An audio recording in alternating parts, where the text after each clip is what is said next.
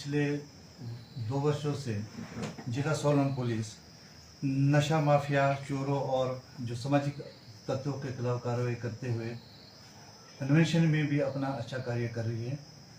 और अभी तक हमने जो पुराने जो केसेस थे जो कोर्ट से री इन्वेस्टिगेशन के लिए पुलिस के पास द्वारा जांच के लिए आते हैं, लगभग 30 ऐसे मामले थे जिनका पुलिस ने निपटारा करके वापस कोर्ट को री इन्वेस्टिगेशन करके भेज दिया है।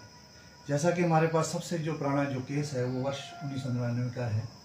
ये पुलिस थाना परमाणु का केस था, जिसमें पुलिस के जो इन्वेस्टिगेशन करता थे उन्होंने अपनी अच्छी कार्रवाई करते हुए इसमें हमने कुछ हैंडराइटिंग्स के स्पेसिमेन लेकर एफएसएल जून का भेजे थे, जो वहाँ से जब रिजल्ट प्राप्त हुआ उसके आधार पर हमने इसमें कोर्ट में ये केस भेज दी। मैं थोड़ी आपकी जानकारी के लिए कुछ बताना चाहूँगा। जैसे कि हमारे पास लगभग ये जो 420 के 18 केसेस थे, जो फ्रॉड के जो केसेस होते जो पुराने जो हमारे सेक्शंस थी उसके आधार पर 420, 467, 418 किसी में दर्ज हुए थे। उसमें अब तो नया कानून आ गया है, तो ये जो 18 मामले थे ये हमने सब कोर्ट में रीइन्वेस्टिगेशन करके भेज दिए है। और जो सबसे जो पुराना जो हमारे पास जो मामला था वर्ष 1999 का था, 2001 के थे, 2009 के है, 2011 के हैं, 2020 के, 2021 के। जो 1999 का बताया परमाणु वाला मामला, ये 420 का था, क्या मामला है पूरा? हाँ, ये जो मामला था ये 19/4/2099 को ये पुलिस थाना में ये केस अंडर सेक्शन 420, 467 और 67 आईपीसी में पंजीकृत हुआ था। बेसिकली ये जो मामला था ये कोई आशीष गुप्ता नाम के जो व्यक्ति थे, उनकी कोई अपनी एक इंडस्ट्री थी वहाँ और उसके ये डायरेक्टर थे। इनके साथ 2 और इसमें जो व्यक्ति थे वो भी डायरेक्टर के पद पर ही कार्यरत थे और इनके कुछ कंपनी के आपस में कुछ शेयर थे और कुछ फाइलें गायब थी। तो उस समय पुलिस को कोई ऐसी कोई तथ्य सामने नहीं आए थे कि जिस कारण इसमें चालान बना सका था। और जब ये द्वारा कोर्ट में जो शिकायत करता था वो अपनी शिकायत से सहमत ना था, तो कोर्ट ने वापस ही हमारे को इन्वेस्टिगेशन दिया था। पुलिस द्वारा इसमें द्वारा से इन्वेस्टिगेशन की गई और इनके जो हैंडराइटिंग के जो सैंपल्स थे, स्पेसिमेन थे, वो लेकर एफएसएल जून का भेजे। वहाँ से रिजल्ट आने पर हमने इसमें कोर्ट को वापस भेज दिया। तो ये जो सारे मामले सर 30 के करीब आप बता रहे हैं, तो इनमें सभी मामलों में कोर्ट में चालान पेश नहीं हुआ था पूर्व में? हाँ, पूर्व में ऐसा होता है कि जब भी पुलिस 3 तथ्यों पे इन्वेस्टिगेशन करती है और जिसमें तो हमारे पास एविडेंस होते हैं, वो जो क्लियर कट केसेस होते हैं उसमें हम कोर्ट में केस को हम पीसी करते हैं, इसको पुट इन कोर्ट हम बोलते हैं। कुछ ही केसेस ऐसे होते हैं जिसमें हम खास करके कैंसर करते, कोई ऐसे तथ्य हमारे पास एविडेंस कलेक्ट नहीं हो पाती जिसके आधार पर पुलिस इसमें कैंसर में रिपोर्ट तैयार करती है। लेकिन जब जो शिकायत करता होता है, जब वो कोर्ट में जाता है और वो अपनी इन्वेस्टिगेशन पुलिस द्वारा की इन्वेस्टिगेशन से सहमत नहीं होता है, तो कोर्ट वापस उसको री इन्वेस्टिगेशन के लिए भेजती है। ये सारे जो मामले हैं, ये जो 30 मामले सारे इसी प्रकार के थे जो द्वारा से इसमें पुलिस द्वारा जांच की गई। जांच करने के बाद जो हमारे पास द्वारा जो एविडेंस जो कलेक्ट हुई है उसके आधार पर हमने इसे कोर्ट में भेज दिया। सर कहीं ना कहीं ऐसा नहीं लग रहा है कि उस वक्त इन मामलों की इन्वेस्टिगेशन ठीक नहीं हुई थी और वर्तमान में इन्वेस्टिगेशन ठीक हुई, जो आपने कोर्ट को दोबारा भेज दिया, चालान ये कर दिया, तो कहीं ना कहीं सवाल उस वक्त की जांच पर भी खड़े हो रहे हैं कि शायद ईमानदारी के साथ काम नहीं हुआ होगा। देखिए, ये बात आपकी बिल्कुल कहना सही भी है।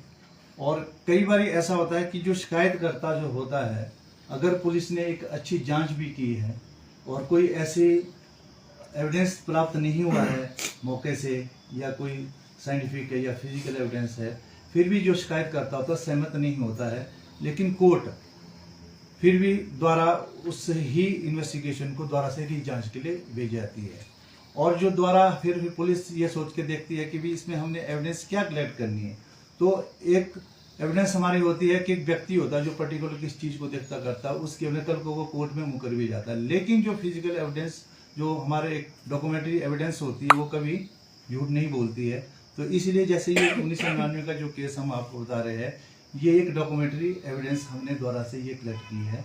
उसके आधार पर ये जो साइन सून का उसमें कोई मैटर रहा होगा उसमें की जांच में, तो ये आने पर ही हमने ये कोर्ट में ये भेजा है। लेकिन सर इसलिए भी सवाल हो रहा था क्योंकि उस वक्त जब जांच हुई होगी, क्योंकि उस टाइम तो तथ्य भी होगा क्योंकि मामला उस वक्त का है, और आज की डेट में आपने 25 साल के करीब सर, और करीब 19-20 साल बाद आप कई मामलों की जांच कर रहे हैं, तो उस वक्त इसमें वर्तमान में उस तरह के तथ्य नहीं होंगे, तो कोर्ट में कितना ठहर पाएंगे सर मामले जो आपने दोबारा से जांच की और कोर्ट को भेज रहे हैं? देखिए, ये तो अब कोर्ट का पार्ट है, इसमें तो हम कुछ नहीं बोलते, एविडेंस का पार्ट है। पुलिस ने उस समय की जो इन्वेस्टिगेशन में जो आईओ थे, उन्होंने किस प्रकार की एविडेंस उसमें अपने ड्यूरिंग इन्वेस्टिगेशन ली होगी, कितनी अपने डॉक्यूमेंट्री ली होगी, कितने आपके पास कोई ऐसा कोई रिकॉर्ड होगा, तो वो तो अब ये कोर्ट का मैटर है, इस बारे में तो बोलना अभी इसमें ठीक नहीं है। सर सोलन में सर एक अभी पीछे एक मुहिम चली हुई थी जिसमें लोगों को जागरूक किया गया,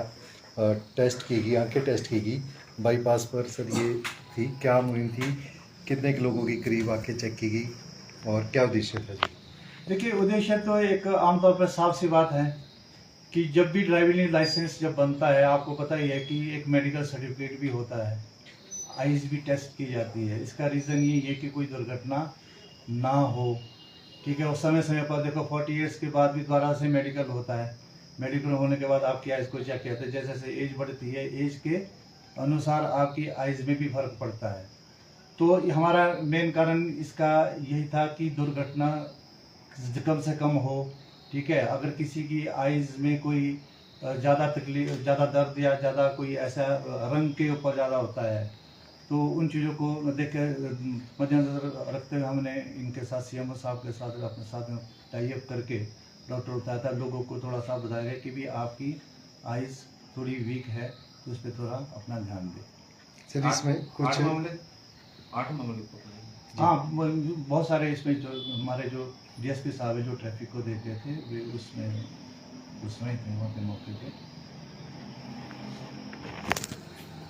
Bhushan jewellers festival bonanza, lucky draw बदल देगा आपकी जिंदगी। 10,000 की खरीद पर 3 चमचमाती कार और 5 स्कूटियां। तो आज ही विजिट करें भूषण ज्वेलर्स सोलन।